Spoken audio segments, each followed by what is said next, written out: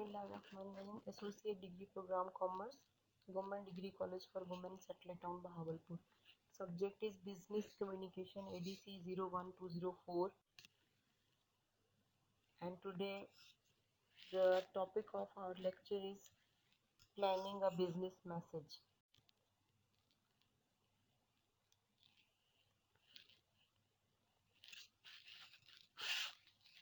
There will be 4 steps in planning a business message. You can start from understanding the planning process, following analyzing the situation, next gathering information, next selecting the right medium, and the last is organizing the information. The first step is understanding the planning process. There are 3 steps for writing process. If you are going to write a business message, there are 3 steps. First, planning business message. Second, writing business message. And the third is completing business message. And today our topic is planning business message. For planning business message, there is need to understand the planning process. 2 steps in planning to understand the planning process. Number 1, optimizing the writing time, and number 2, planning effectively. When we talk about the optimization of writing time, we can divide the time as described here. Expert says that 1/2 of your total time should be allocated to planning a message, and the remaining half must further be divided into 2 parts. 1/4 time should be allocated to writing a message, and the last 1/4 time should be allocated to completing the message. So this must be the criteria to divide your time to optimize the writing time. The maximum time should be allocated to planning a message. If a message is planned in a best way, then writing and completing will take very minimum time. After optimizing the time, the next step will be planning effectively. How can someone plan while writing a business message? He or she should analyze the audience, assemble the required facts, and delivering the message in a concise, best way.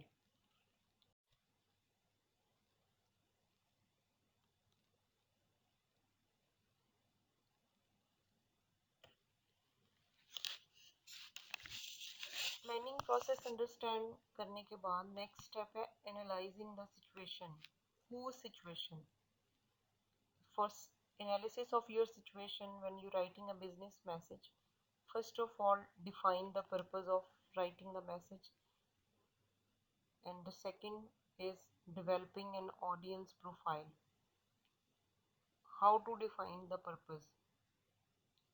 Check करें कि आपके message की type क्या है. General purpose है उसका, कोई किसी चीज़ के बारे में रिसीवर को इन्फॉर्म करना है, कोलैबोरेट करना है, कोई चीज़ कन्वे करनी है, उसको जनरल इंफॉर्मेशन प्रोवाइड करनी है. और दूसरी जो पॉसिबिलिटी है पर्पस आपका कैसा हो सकता है, स्पेसिफिक पर्पस है.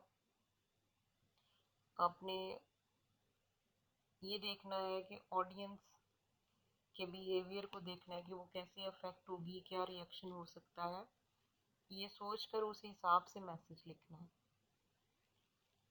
नेक्स्ट है डेवलपिंग एन ऑडियंस प्रोफाइल. जिस ऑडियंस को मैसेज आप भेज रहे हैं उसमें आपने देखना है वो ऑडियंस कौन है, किस तरह के लोग हैं, क्या लेवल है उनका, अंडरस्टैंडिंग लेवल क्या है, किस तरह से वो परसीव करेंगे आपकी बताई हुई चीज़ को. How many people do you need to reach. उस टोटल ऑडियंस में से कितने मिनिमम लोग हैं जिन तक आपका मैसेज पहुंच जाए तो वो आगे फर्दर कन्वे हो जाएगा. How much they already know about the subject. Pre knowledge कितना है उस ऑडियंस के पास जिस मौजू पर आप उन्हें अपनी लेटर लिख रहे हैं, कम्युनिकेट कर रहे हैं, मैसेज लिख रहे हैं. And what is their probable reaction to your message. और आपको मैसेज प्लान करते हुए, लिखते हुए इस चीज़ का भी पहले से एनालिसिस करना है कि जो मैसेज लिखा जा रहा है उसका पॉसिबल रिएक्शन क्या हो सकता है ऑडियंस की तरफ से। थर्ड स्टेप है gathering information. What type of information, कौन सी इंफॉर्मेशन आपने बिजनेस लेटर लिखते हुए, मैसेज लिखते हुए गैदर करनी है, अपने पास जमा करनी है। कंसीडरिंग अदर व्यू पॉइंट्स, दूसरों के तमाम जो व्यू पॉइंट्स हैं उसके बारे में आपने जहन में रखना है, उसके बारे में इंफॉर्मेशन आपके पास होनी चाहिए। Reading reports and other company documents,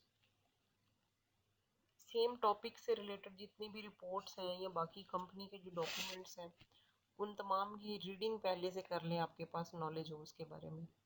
talking with supervisors, colleagues और कस्टमर्स, उस इशू के बारे में अपने सुपरवाइजर से बात करें, अपने कोलीग से बात करें, अपने कस्टमर से बात करें, ताकि आपके पास ज़्यादा से ज़्यादा इंफॉर्मेशन हो कि आपने अपने मैसेज को किस तरीके से लिखना है।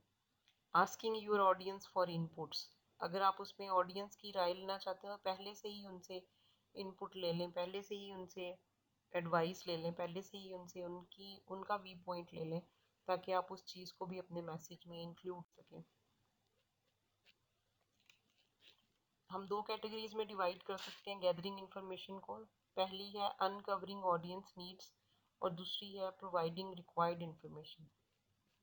ऑडियंस की नीड्स को हमने खुद से अनकवर करना है, खुद से डिस्कवर करना है। In case of a vague information, ask question to clarify it before making plan. जो इंफॉर्मेशन है वो अगर एम्बिगुअस है, क्लियर नहीं है, ज़्यादा एलेबोरेट नहीं हुई तो आप खुद से क्वेश्चन पूछ लेंगे उसके बारे में कि इसमें क्या क्या और चीज़ें रिक्वायर्ड हो सकती हैं उससे रिलेटेड। नेक्स्ट है include any additional useful information that is not asked for, कि अगर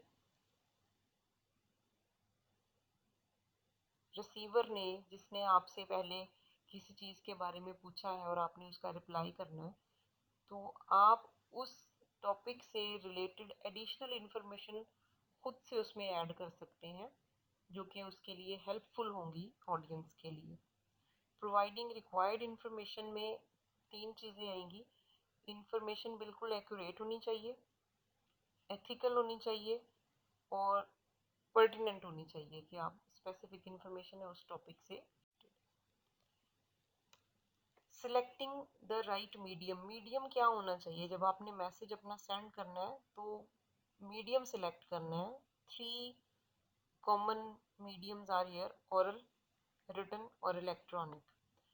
ओरली आपने अपना मैसेज कन्वे करना है, इंटरेक्शन और टू एक्सप्रेस इमोशंस और मॉनिटर इमोशंस, कि एक्सेस ओनली प्रेजेंट ऑडियंस है, लेस कंट्रोल है, नो एडिटिंग पॉसिबल है। ओरल कम्युनिकेशन की कुछ इसके ड्रॉबैक्स हम कह सकते हैं कि जो ऑडियंस उस वक्त आपके सामने मौजूद है सिर्फ उस तक वो मैसेज पहुंच सकता है, कंट्रोल कम होगा, जो बात कह दी जाएगी उसको बाद में एडिट नहीं किया जा सकता।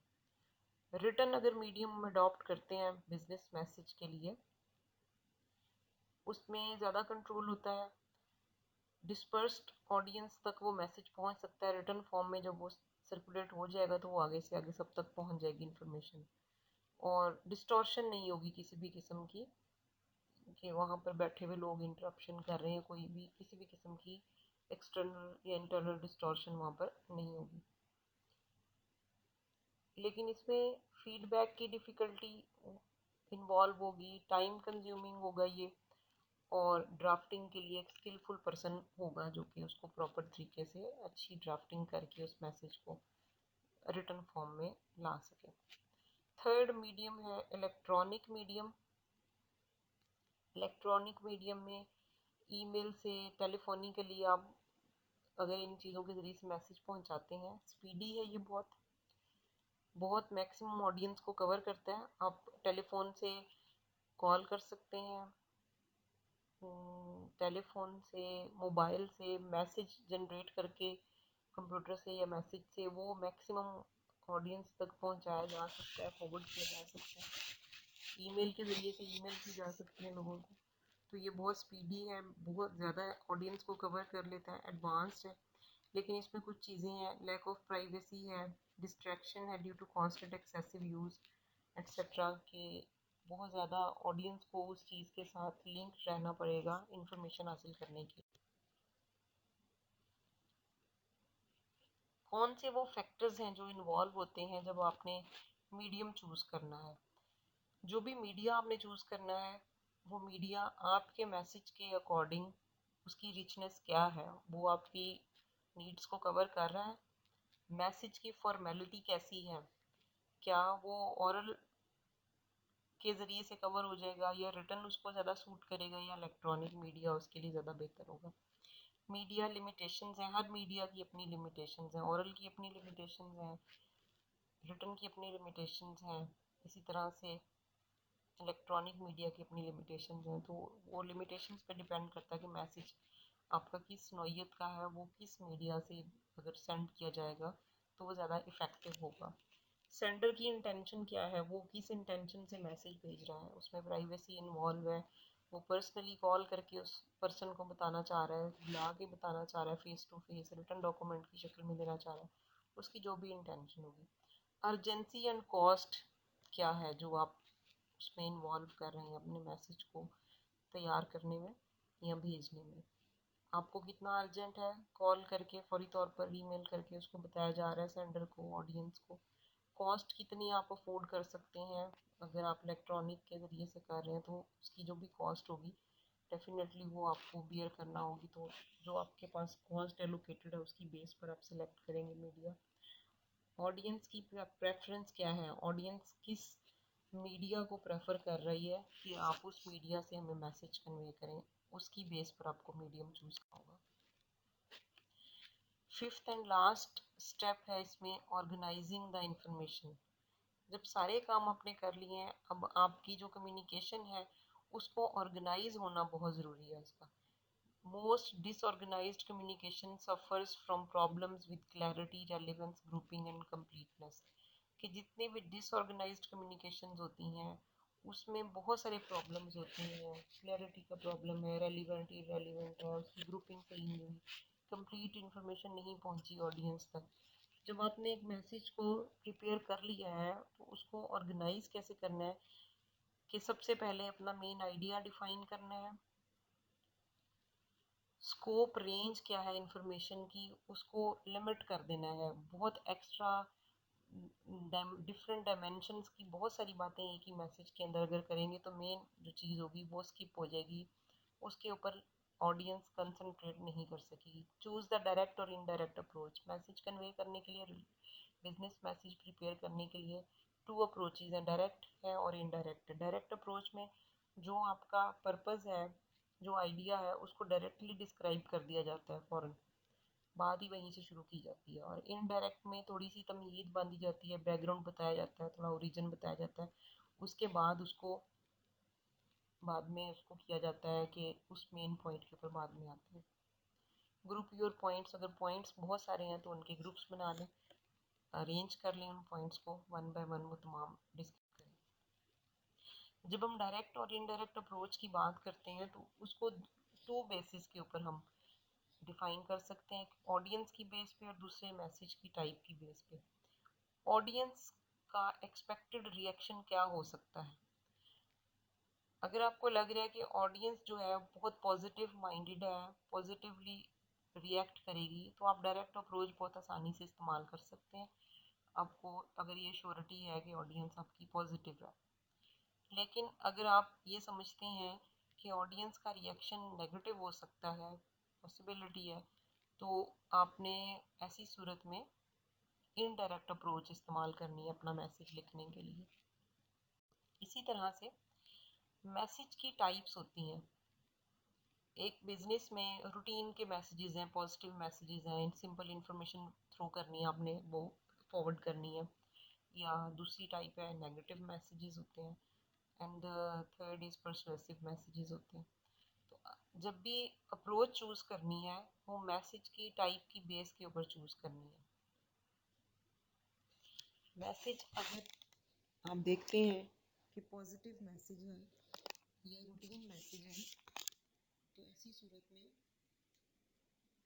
उसके लिए डायरेक्ट अप्रोच यूज करना ज़्यादा बेहतर होगा। डायरेक्टली जो पॉइंट है आप वो डिस्क्राइब करेंगे और मैसेज अपना कंपोज करेंगे और सेंड कर देंगे। दूसरे नंबर पे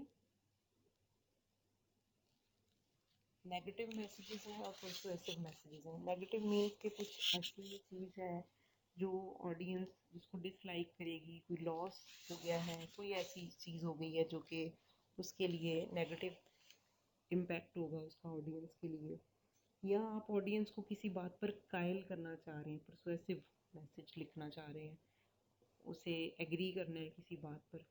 इन दोनों सूरतों में आपका जो मैसेज है, जो अप्रोच होगी, वो इनडायरेक्ट अप्रोच आपको ज़्यादा सूट करेगी।